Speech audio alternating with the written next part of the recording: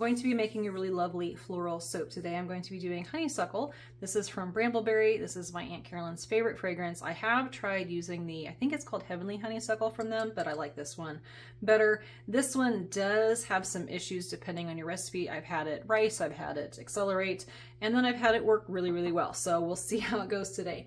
Because of the unknowns on how it's going to behave for me today, I'm going to pour a portion of each loaf.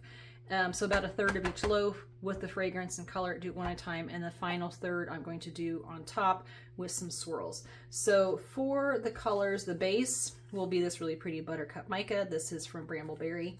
I'm going to do a mica line between the layers. This is red violet mica from Nurture Soap. It has been discontinued. It does not work very well. It fades, and in applications other than using it as a dusting line or a mica and oil like a drizzle, works really well for those.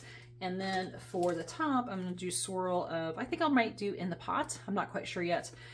See when I get there. I'm going to use rose gold mica and then uncolored batter with, anyway, this is from Brambleberry. For the top, I made these, excuse my chicken scratches. I made these last year and then I've had them in the freezer.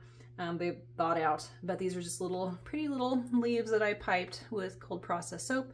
And I've got 20 of them. And then I will put that on top of each bar. And I think that's going to be really pretty. And then off to the side here, I have some little roses.